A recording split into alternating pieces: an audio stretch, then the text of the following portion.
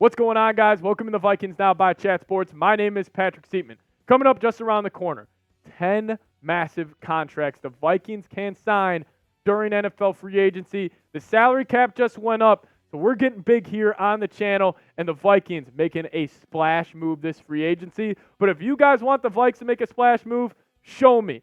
Drop a like on today's video. Let's blow it out of the water. Let's get over 1,000 likes on today's video. Send a message to the Vikings GM Kwesi. If you want the Vikes to make a big-time move, show me, show the front office. Drop a like on today's show.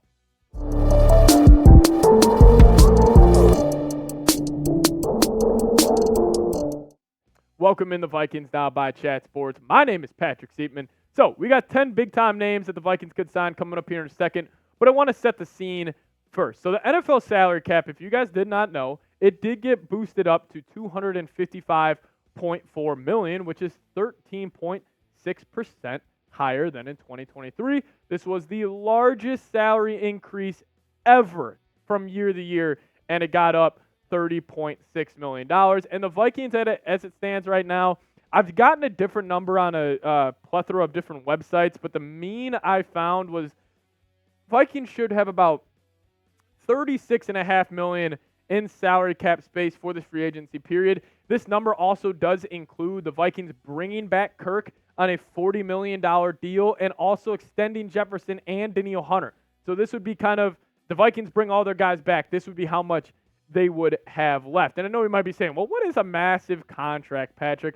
What does that necessarily mean? So every player mentioned in this video, I fully expect that they will get a minimum of $15 million per year on their new deal. It's going to cost a lot for these guys, but this would be a big-time name that the Vikings could sign. And I think no bigger than Jaylen Johnson as at number 10 right now. Jaylen Johnson's an absolute stud. I mean, there's no doubt about it. He is one of the best cornerbacks in the National Football League, and he played like it last season. I mean, PFF graded him out incredibly well, giving him a 90.8 overall PFF grade. In coverage, he was a 91 flat, and then also in the run defense, pretty solid as well. We know Brian Flores, he makes his cornerbacks tackle, so he was at 67.2. Quarterback rating allowed at 33.3, but he also had 10 PBUs and 4 picks, which at the cornerback position, obviously really impressive. Taking a look at the Vikings cornerback room, though, I've said this multiple times. I like Byron Murphy. Really solid corner. I think he's more of a quarterback, too, though, in the National Football League.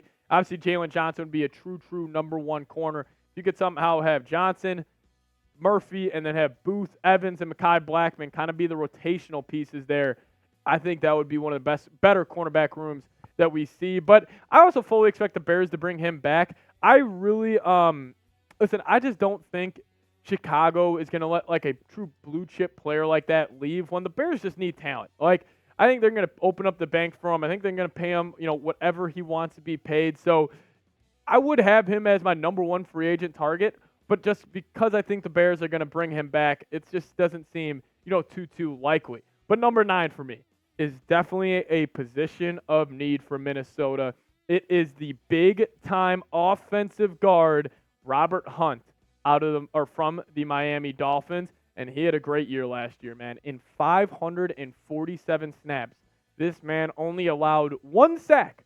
One sack in 547 snaps, only one hit, only 2 penalties, and only 3 hurries, which had him graded out at a 77.1 grade. Vikings haven't needed that interior offensive line. Robert Hunt would fit that need instantly. But another offensive guard that the Vikings could bring in would be Kevin Dotson from the Los Angeles Rams. He was traded from the Pittsburgh Steelers early on this season, and he ended up playing great with the Los Angeles Rams. The reason I like this so much, because obviously we know Kevin O'Connell coming from that Sean McVay tree, very similar offenses, for this unit or for Kevin Dotson and kind of become, accustomed to. And again, he was unreal last year, man. I mean, in 881 snaps, he graded out at an 85.2 overall, and then also only allowing 4 sacks. That's pretty good, considering he's going up against guys like Leonard Williams, the 49ers defensive line. Like, Dotson was sweet, and this was the first year he did play guard in the NFL, and the fact that this was the results he put up, I mean, he's a guy that would definitely intrigue me. But talking about the Vikings offensive line here, like Dalton Risner is set to be a free agent. He has talked countless times that he wants to come back in Minnesota, and we could very well bring him back for a 1 year, $2 million deal. But the Vikings need to address this because, listen, guys, year after year after year, the interior of the offensive line has been an issue for Minnesota. I'm just frankly tired of it. Like, go sign a big-time free agent. Don't go in the draft. Don't try to get lucky with a second-round pick or a third-round pick. Like, go get a guy that you know is going to work out. Kevin Dotson, Robert Hunt, you know for sure they will be good guards for you next season. I'm sick of this being an issue, and especially if you do bring back Kirk Cousins, we know how much he struggles with interior pressure. Go get him some more comfortability, or go give him some more stability up front. Both those guys would definitely fill a need. DJ Reader is up next, defensive tackle from the Cincinnati Bengals. If you guys have watched playoff football over the last 5 seasons, this guy has been flying over your screen. And DJ Reader, listen, he is that typical run stuffer in the middle of that defensive line, similar to the Pat Williams and Kevin Williams play style that when they played with Minnesota. But obviously the stats aren't going to blow you away. Only playing in 14 games this season, was in and out of the lineup due to injury, but he is a run stuffer. He can generate some pressure from the interior, but overall, he's just a mauler. He's a nasty dude. He loves defending the run, and he would be a great guy to pair up next to a Danielle Hunter, where it's you can get the opposing offense in third and, or get him in third and long where the Vikings are winning on first and second down here. DJ Reader's a great choice. And the Vikes need to get more physical. Like over or under Kevin O'Connell over the last couple of seasons, they have been a more of a finesse football team. I'm kind of sick of it. I kind of want to be dogs in the trenches. I want to get after it. A guy like DJ Reader does that. He would add more physicality, add more swagger to that defensive line. DJ Reader, $15 million a year, sign me up. Let's kick it to edge now. If the Vikings do let go of Danielle Hunter, I expect them to be in on Josh Allen. But I also do expect the Jacksonville Jaguars to franchise tag Josh Allen. But let's just say they let him go. Let's just say they don't want to do that, or maybe he says, I'm not playing on the tag, so he wants to get out of there, and he does test free agency. Well, he's a dog. And last season, he was amazing, man. I mean, very similar to our boy Danielle here. But he had 66 tackles, 17.5 sacks, 17 TFLs. He can play the run. He can play the pass. He just gets to the quarterback. He's just a true, just great modern-day edge rusher. And I think he would be a great pickup for Minnesota if they do lose Danielle Hunter. Obviously, if they do bring Hunter back, they're going to be priced out of bringing in Josh Allen. But this could be a home run hit if Danielle decides to go to Washington or whatever team offers him more money than Minnesota. This might be my favorite one. I kind of regret putting him at 5. I should have put him at 1. That's on me. It's Antoine Winfield Jr. I am probably the biggest Antoine Winfield fan in the entire NFL media right now, mainly because his dad also played with Minnesota. But the dude absolutely balled out this past season. I mean, he was truly, truly special for that Buccaneers defense and went and kind of sparked their defense on that playoff run where they did win a game. But man, he had 13 PBUs, 3 interceptions, also had a touchdown. I mean, this dude was sick. And the number one thing I do love with Winfield is his versatility. He can play safety. He can hop in the nickel. He can even play some hybrid linebacker for you. And absolutely know with Brian Flores, what's his favorite word when talking about his defensive players?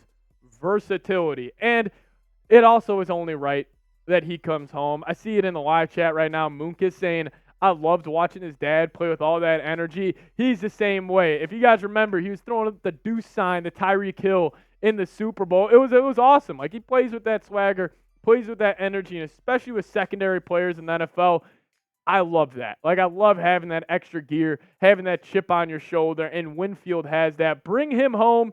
Maybe he could even wear 26 just like his dad did with the Minnesota Vikings. But I have Winfield at 5. Probably should have him higher.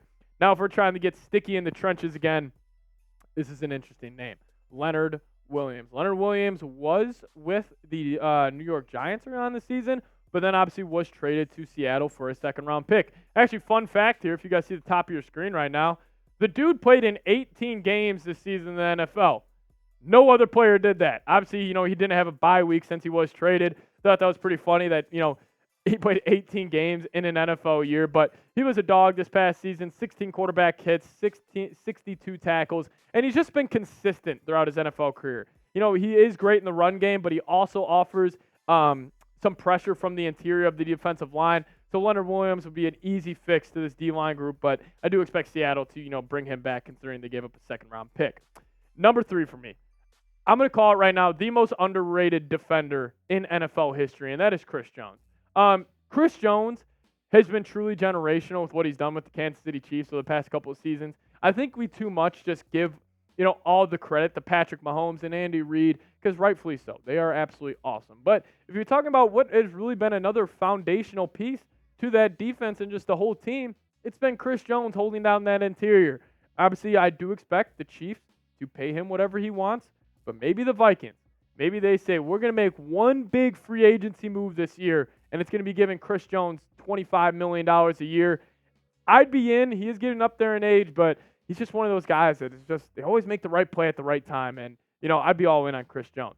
We got 2 more names coming up after this, but I do want to tell you guys about the sweet deal we have going on right now. If you guys head to chatsports.com/Vikings hoodie, they have all types of hoodies on sale right now. With the weather getting better, the prices are dropping on these hoodies. If you guys want to kind of, get the best bang for your buck right here, head to chatsports.com/Vikings hoodie. I mean, all of these are absolutely sweet. Get it hooked up today. I'll put this link for you guys in the comments and description of today's show. These are awesome. Get it hooked up today. Prices are dropping over there, so make sure you guys use that link and get yourself a sweet deal on a new Vikings hoodie. Number 2, Christian Wilkins, one of my favorite non-Vikings in the NFL. If you guys have ever watched him on these mic'd up moments, when he's like during the game, he talks smack probably more than any player I have ever seen, and he kind of talks that like funny talk or smack talk a little bit too, where he's like laughing with the other opponents and everything. He's just fun to watch, but he is an absolute player, man, and he had 9 sacks this past season from the interior of that defensive line.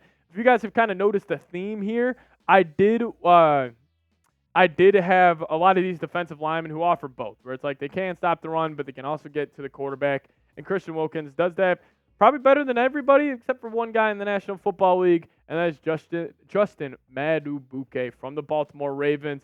This dude was a game wrecker last season for Baltimore. I mean, the fact that he was a defensive lineman, able to generate 13 sacks from the interior, that's nasty work out of him.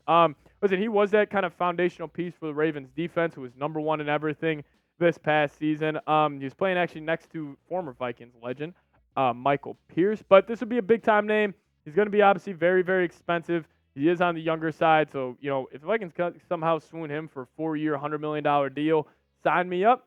He would definitely add some more physicality to this football team, which is definitely needed. But who do you want the Vikings to sign in NFL free agency? If I had to pick one, Antoine Winfield Jr. That is my guy that I want the Vikings to sign. He can play all over the football field, and it just makes sense for him to return on home. But let me know who you want the Vikes to sign. And as always, guys, make sure you hit that subscribe button. Vikings sign any 10 of those guys. We'll be going live here on the channel. So hit that sub button, lock us in.